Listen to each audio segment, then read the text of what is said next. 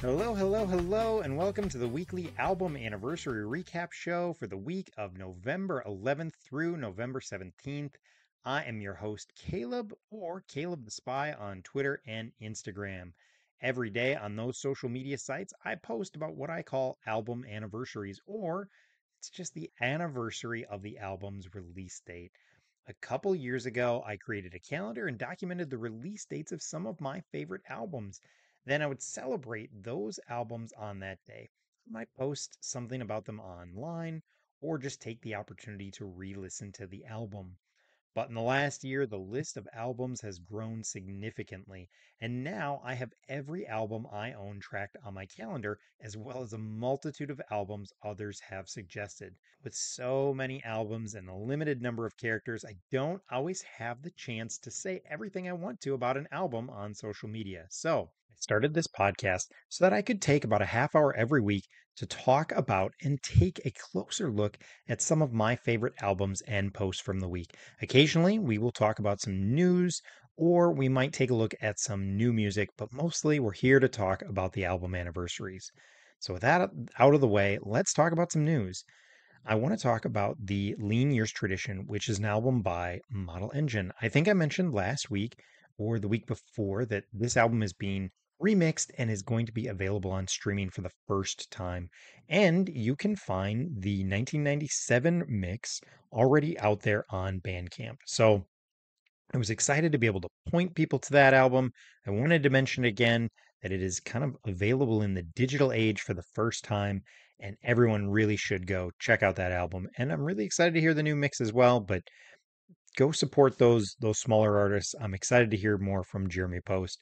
I'd love to see Black Eyed Siva and Model Engine on those streaming services. The other thing I did want to talk about is some new music that I've actually previously talked about that I just wanted to circle back on. It's History Books by the Gaslight Anthem. I gave this kind of a lukewarm review, and I just wanted to mention that every time I listen to this album, it grows on me. So much so that I went out and bought it on vinyl, and it's probably moved into the number one spot for my favorite album of 2023. So I know I told people to go check it out, but as I've listened to it more, I really, really have enjoyed this album. So I'm really going to make that encouragement. Go check that album out. History Books by the Gaslight Anthem. All right, let's jump into some of these album anniversaries. First off, I do want to say that I'm taking just a slightly different approach with some of these. Previously, I'd just been kind of picking some of the favorite ones from the week, and these are all still albums that I enjoy. But I'm instead going to focus on this podcast on albums that are kind of celebrating big anniversaries, something that ends in a 0 or a 5, 10, 15, 20, 25, so on. And I'm doing this for two reasons. One, I think it's going to help me pick a bigger variety or a larger variety of albums to review, which I think will be nice just to not talk about the same thing over and over again. The second reason I'm doing this is because if this does turn into something that I do long term, I don't think people are going to want to hear me talk about the same Five Iron Frenzy albums every year.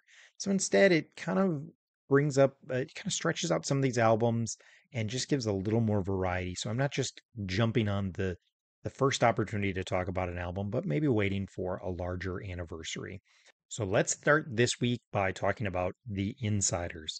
If you don't know who the Insyderz are, they are a Christian ska band out of Detroit, Michigan, who were probably most famous for their Scalaluya albums, but they were definitely considered one of the big three Christian ska bands, along with the Supertones and Five Iron Frenzy. The album I want to talk about is Fight of My Life, which came out sometime in November of 1998, so was celebrating a 25-year anniversary.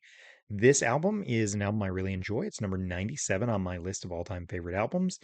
And a couple of the songs that really stuck out to me or stand out to me are Jigsaw and The Hunted. Jigsaw is the opening track. It's a great punk rock song. It starts with some clean guitars, the horns, the whole band joins in. It's got some interesting lyrics. It was also a great song live, but Jigsaw was always a favorite of mine. The other song is Hunted or The Hunted, and it's this hardcore ska mashup with a rap breakdown. So a lot of things thrown together. And, I'm not a huge hardcore guy, but this is kind of how I like some of my hardcore music is kind of in smaller doses and mashed up with some other things. I don't know if I'd want an entire album of this, but a couple songs on each album would, I think, works. And I think they did this more than some of those other ska bands, especially the Supertones and Five Iron Frenzy.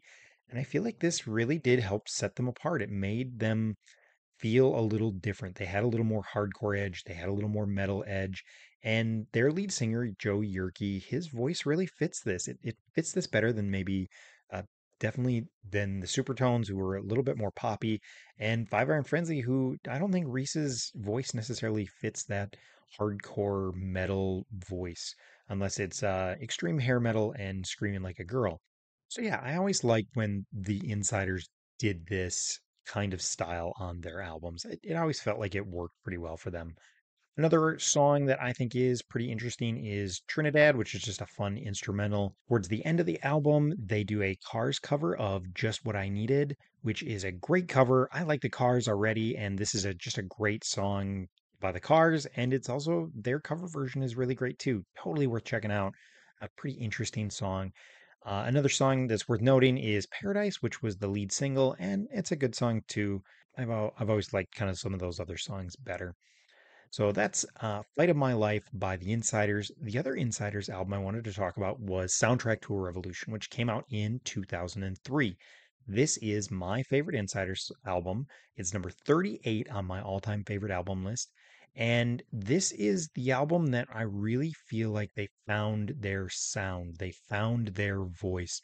This album was produced by a member of the Suicide Machines, which is another Detroit ska punk band, and I just feel like they really found that kind of ska core sound. And this album is only 10 songs. Six of them are the first six especially are just killer tracks. And then the album really finishes well. The last two are great songs as well. The only song on here that I think is kind of forgettable is the song Better Half, but everything else on this album is just so great. It's already a little short because it's only 10 songs, but this album just flies by. It is one of those albums that you get to the end and you can easily hit play again and just go through it again because everything is so good. You don't really want it to end. And that's what I like about kind of short, tight albums. You get done and you're ready to listen again.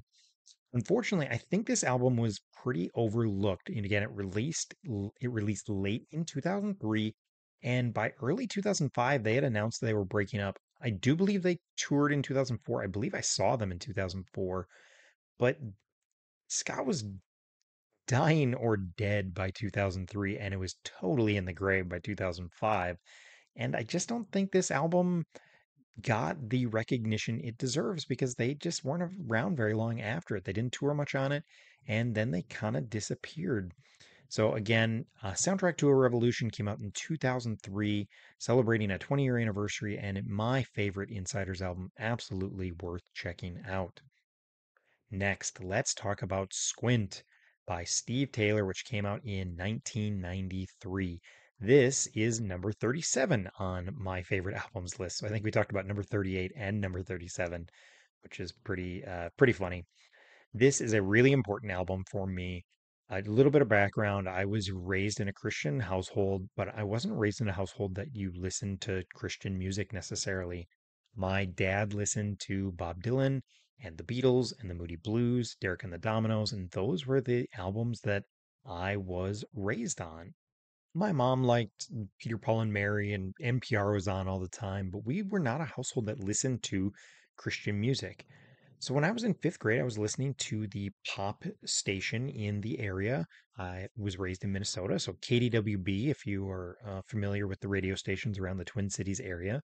And just like every one of my classmates, I was listening to the pop station, and I started to feel convicted that some of the lyrics and some of the content of these songs was probably not that good for me to be hearing. So I kind of quit listening to the pop radio station.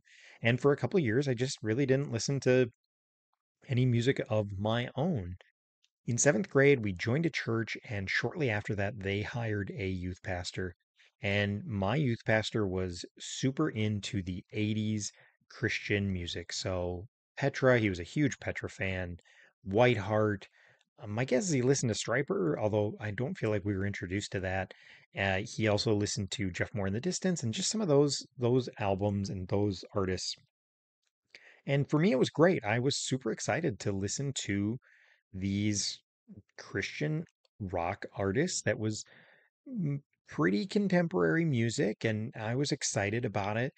But he also introduced us to Steve Taylor, and that for me was a huge, huge moment because Steve Taylor was kind of more of that alternative sound. He definitely wasn't that mainstream rock sound, and it just gave us another option that wasn't these 80s rock bands or DC Talk or Michael W. Smith or Twyla Paris.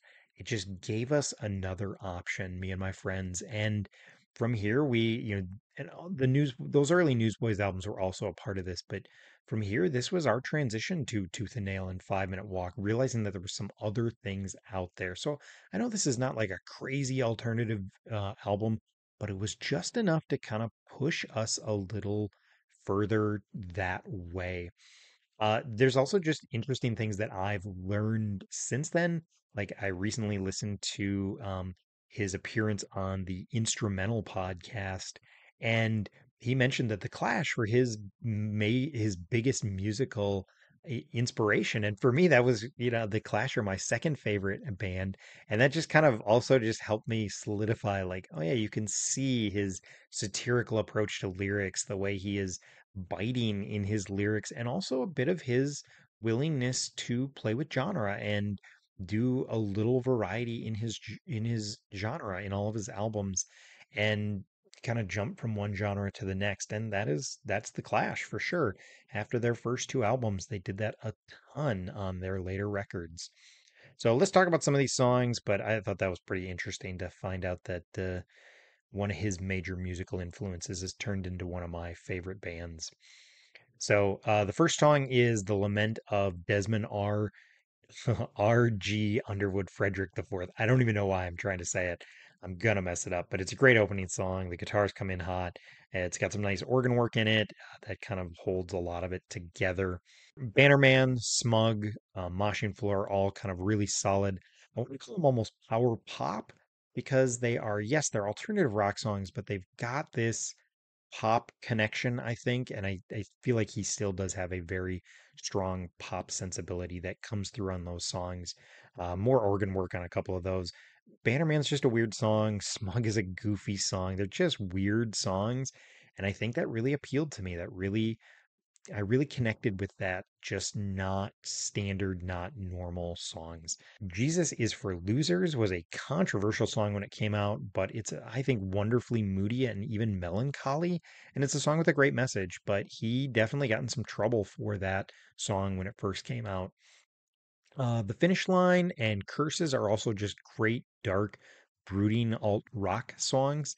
I really like The Finish Line. I think I like it even more as I have aged and as my faith has changed and my faith has gone through struggles. I think The Finish Line may actually mean more to me now. The final song on the album is Cash Cow, which is just this great closing song. It's weird, it's unique, it's interesting. And if you think the song is weird, go check out the video for it on YouTube. Definitely a weird snapshot into what into the mind of Steve Taylor. But great song, great closing song. Song absolutely rips. It's a kind of a rock opera in three parts, but it just is a great song. Like I mentioned earlier, there was an appearance on the instrumental podcast that Jeremy Wingret, and I'm sorry if I said your name wrong, he mentioned, and I went back and listened to. And on that podcast, it was really interesting to hear him talk about how he's not much of a musician. And so I think he kind of arranges a lot of these songs and he writes the lyrics, obviously. But on this album, that plays out in that I think you have the right people around him. This album, I'm no musician, so maybe I'm way off, but it sounds like the musical performances are just really tight. They're really well performed. So I think that was interesting to hear on that podcast. Very musically solid. I think the other thing that's really interesting is just how musically diverse this album is. And I think that ties back to the Clash thing a little, that he's kind of playing with genres, he's jumping around a little. And what's interesting to me about that is that although this album is very musically diverse, it also, because of the lyrical themes and the way he presents his lyrics, this album feels very, very cohesive to me. So it still feels like this cohesive unit, even though there's so much variety. So anyway, that's Squint by Steve Taylor from 1993. Great album, still a really important album to me personally. Next, let's talk about an album that celebrated its 20-year anniversary, and that's the Black Album by Jay-Z. So we're going to swing to the total other end of the spectrum, but this is why I want to highlight some of these albums that are celebrating bigger anniversaries, because I'm hoping to get a wider variety of albums on the show.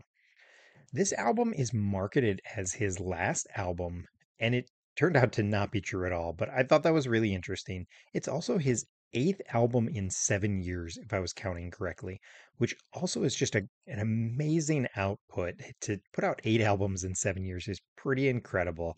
So I don't know if it was marketed as that, as he just needed a break and wanted to take some time off. So he marketed this album as his last album, but pretty interesting. The production on this album is absolutely top notch. It's really, really diverse. There's a lot of big names on it. Pharrell was on this album. He was huge at the time. Rick Rubin produced a lot of this album and maybe even did some of the production with the beats and different things like that. This album was also the introduction for a lot of people to Kanye West. And Ben made the comment on Twitter that this album is great because it introduced the world to Kanye, and this album is horrible because it introduced the world to Kanye.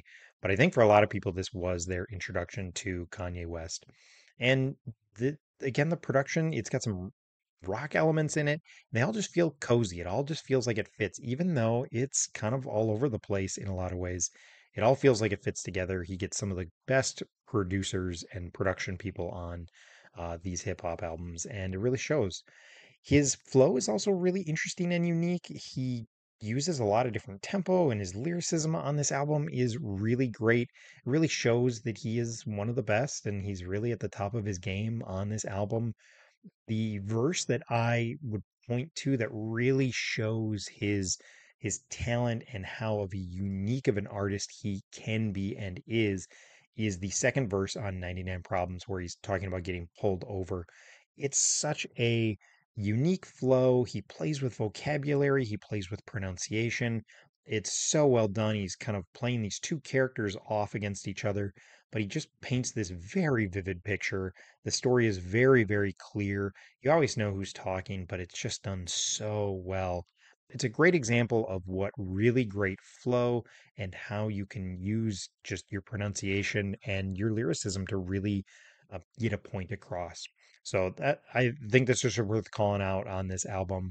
One of the first singles was Change Clothes. It has Pharrell on it, and it's kind of a weird first single. It's actually one of my least favorite songs on the album, but I think they wanted to use it because, again, Pharrell was such a big name at the time. I think he had just produced or just dropped the Pop It Like It's Hot with, I think that's what it's called, with Snoop Dogg. So one of my favorite songs on this album is Moment of Clarity. 99 Problems is also a great song. There's also some real odd things on this album. There's just a sample, I want to call it a sample of the movie Gladiator. But it's really just a 30-second clip from the movie, which is just kind of funny. It's not played with at all, it's just played straight. That always makes me kind of giggle. His mom is on the album.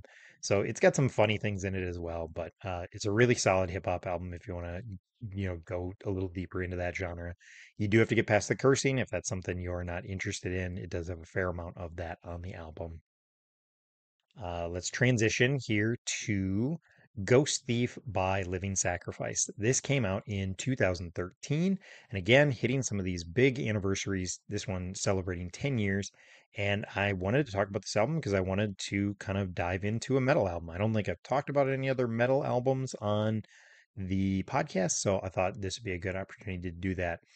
It does look like this is their most recent album, and I don't know if they have plans to do more or if they're kind of done as a band, but I thought that was kind of interesting. They haven't really done anything in the last 10 years. A lot of people mentioned the opening track, Screw Tape, as a solid opener and their favorite album, a song on the album. Ryan Clark is on it. I believe he's from Demon Hunter, and yeah, it's a great little song. It's a great opening track. I think the second track, Ghost Thief, the title track, is also really, really good.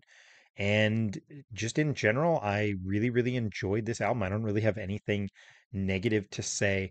A couple things I did notice is this album feels a little bit more like just straight metal instead of metalcore. I've always categorized metalcore, and maybe this is just my ignorance, as kind of having more of those melodic and a little more polished choruses. And this album still has a lot of the growling choruses and just more of that growling throughout the entire album, and doesn't always transition to those more melodic moments. It does have them. Strawman has a melodic opening and then some melodic moments in the chorus, but I noticed that. I thought that was kind of interesting. It was in the middle of sudden that I suddenly realized that I just really was enjoying this album. That's about the halfway mark of the album. I was really enjoying it.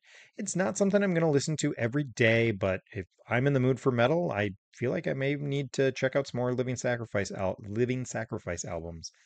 But yeah, really enjoyed this, and it was very interesting. I like the last song as well. I also like that it was only about 45 minutes. I think any longer than that, and I'm gonna lose interest in a metal album. So 10 songs, 45 minutes seems about right. So those were some of the albums that I wanted to take kind of a deeper dive into. There are a handful of albums that I do want to mention. And there's a lot of them right now because this is kind of, I feel like July through November, there's just a lot of releases. When we get into January, there's just so many less that I probably won't. I'll probably will highlight some of the big ones, and I probably won't have a whole lot of leftovers. We'll see how it looks in January, but there are a lot of leftovers that I just had to leave behind because otherwise this would get too long. So let's go through a couple of those real quick. One of them is, my favorite album of all time. Our newest album ever was celebrated during this week, released in 1997. It is still my favorite album of all time. I was going to list all the songs I enjoyed, and I realized I was pretty much listing the entire album. But a couple to note is one is Fistful of Sand. A number of people mentioned that as a favorite of theirs. And Five Iron actually tweeted back to a couple, at least more, I think it was just one person tweeted back saying that they're trying to work that back into their live sets. So I thought that was pretty interesting.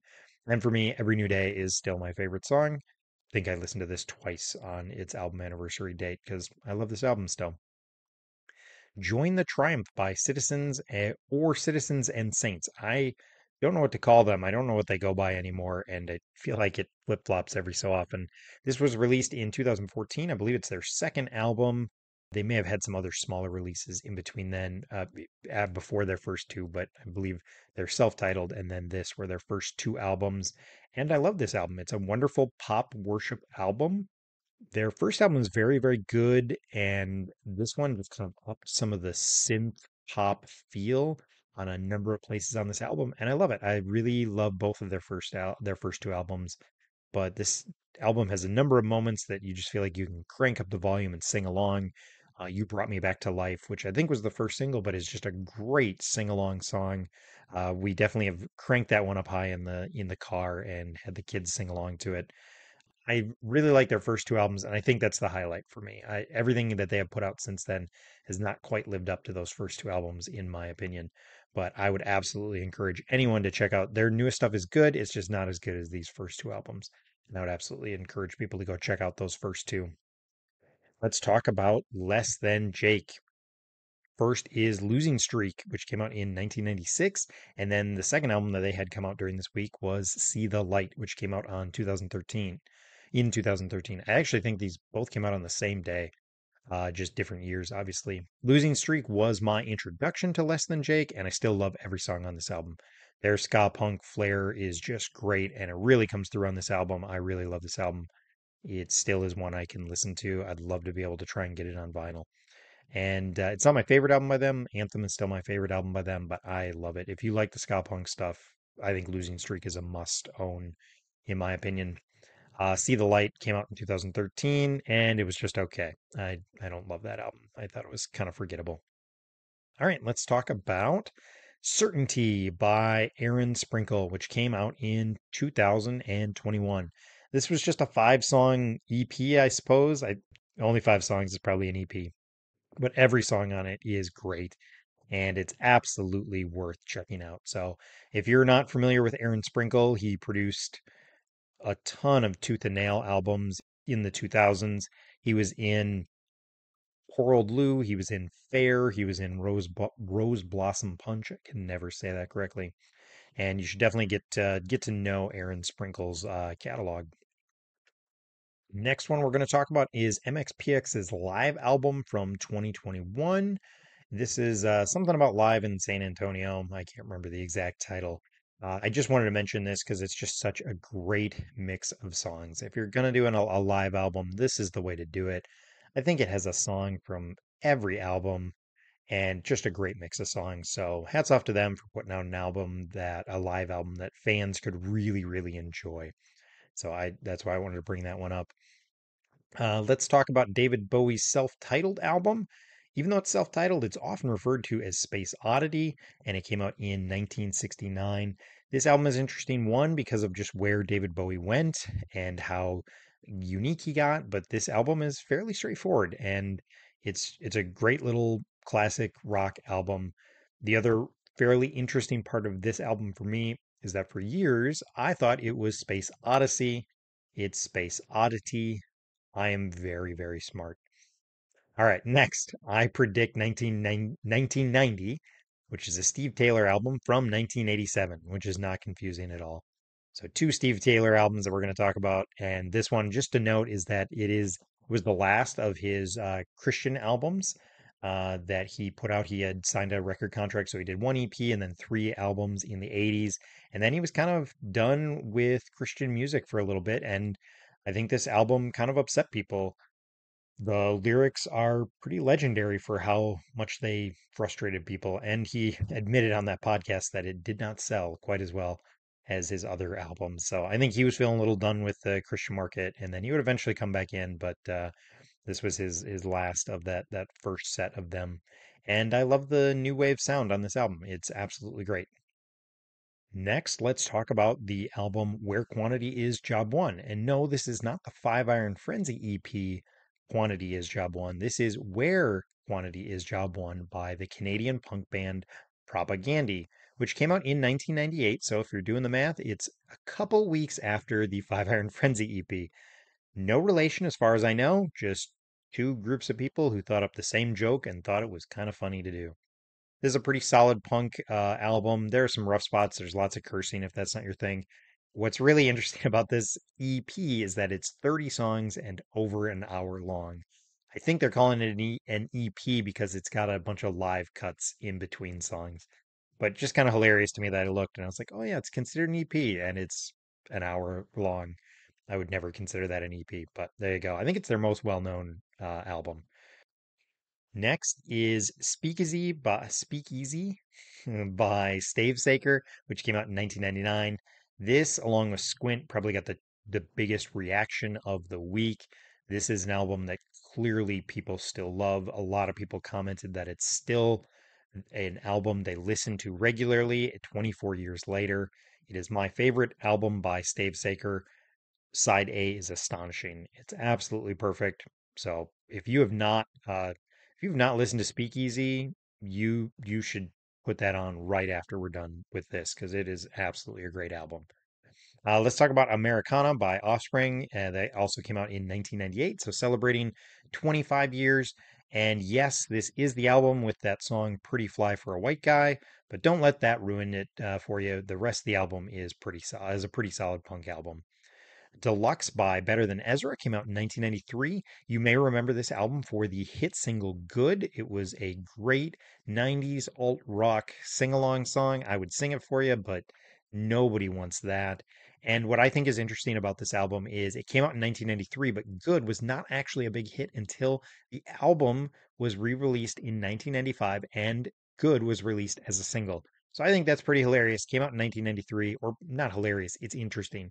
Came out in 1993 and then became a huge hit in 1995. And then the last album I want to mention, and maybe the least album I want to mention, so last and maybe least, is Bob Dylan's 1973 Dylan, which is celebrating 50 years, which is pretty impressive, but it was a fairly poorly received Bob Dylan album. I think it was the end of his record contract, somebody mentioned, and so it had a lot of leftovers from other albums that was just kind of thrown on there. It still got some interesting cuts, but fairly poorly received as Dylan albums go. So that's it for the week of November 11th through November 17th. The music you hear at the beginning and the end of the show is the instrumental version of Sing It Out at Street Level by Peg and the Rejected, which is the band The Dingees, but just doing ska songs. So they have a number of different projects that they work on, and the Peg and the Rejected is their ska album that they put out. It's got a bunch of great songs on it, so you should go check out anything by The Dingees. You should check out anything by Peg and the Rejected. So thank you for joining me this week. Let me know what you think. What did I get right? What did I get wrong? What are your favorites from the week? You can find me on Twitter at Caleb the Spy with no spaces. You can find me on Instagram at Caleb the Spy with underscores. And you can email me at calebthespypodcast at gmail.com. That has no spaces or underscores. Please subscribe and share the podcast. If you're so inclined, leave a rating or review. I have heard that that is one of the most effective ways to spread the word about podcasts. And most of all, thank you if you engage on any of my social media posts.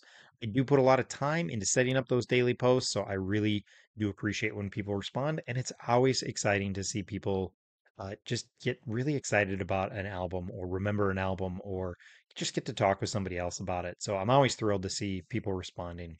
So thanks again for listening to any or all of this show, and we will talk to you next week.